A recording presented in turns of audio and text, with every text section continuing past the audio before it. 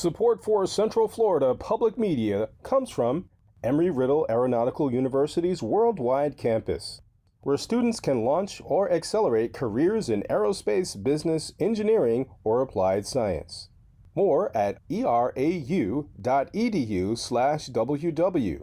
I'm Sharon Stone. This is Engage. A fight over the future of some Central Florida public schools is putting some of the most vulnerable children at the center of the debate. It's all coming to a head during this first week back to school. Central Florida Public Media education reporter Kayla Kissel joins Engage to tell us what this disagreement over a rural elementary school reveals about public education. Kayla, thanks for being here. Thanks for having me. Let me start with the newest developments. What happened at the Marion County School Board meeting that you covered this week? So basically, the meeting was held to discuss a couple other things on the agenda, but specifically what they called the Future-Focused Operations Plan. And that's going to be a 5-year plan to replace and update aging facilities and also consolidating schools.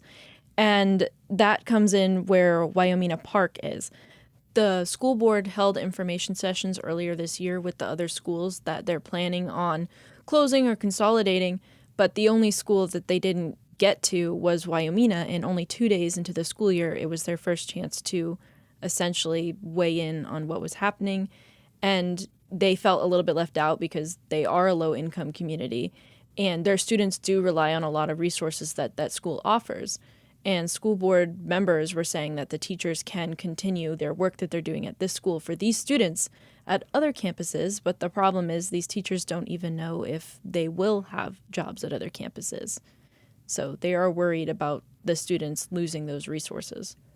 Has the district spoken to what's driving their consolidation plans? The district's consolidation plans kind of stem from, as I say, aging infrastructure for some, and then other schools are operating under capacity, so low enrollment and attendance rates.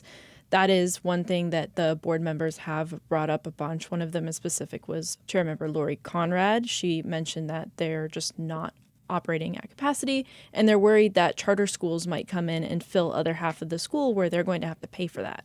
We've been having district discussions about making sure our campuses are at capacity. And this conversation is important because if you're watching the news or reading the new paid newspaper, you're also hearing about teachers needing raises. You're also hearing about an increase in insurance. All of these conversations are connected. So, Kayla, these issues that we're hearing about, they are not unique to Marion. Funding cuts, declining enrollment led the Orange County School Board to close 7 public schools this academic year.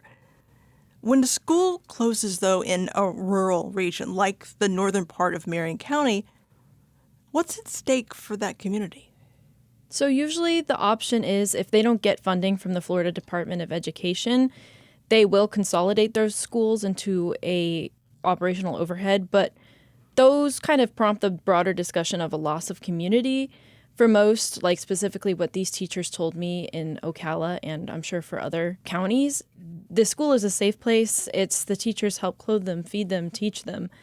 And when they are all separated, as some of the parents were saying, they kind of lose that spark. They are one community and they support each other. And when they lose that bond. And that's essentially what I was hearing from a lot of the teachers. Wyoming is not just a building where students learn each day. It is a home. It is a safe space. It is a place where they feel seen and cared for. That was Shelly-Ann Shields. She is a 3rd grade teacher at Wyoming Park. Okay, Kayla, so what are you going to be watching for next in Marion County?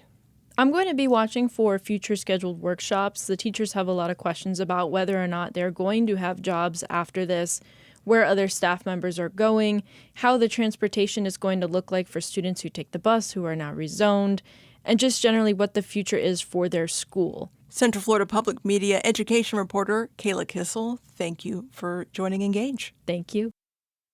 Engage is a production of Central Florida Public Media. Subscribe wherever you get your podcasts so you never miss an episode. Richard Copeland is our senior producer. I'm Sharon Stone.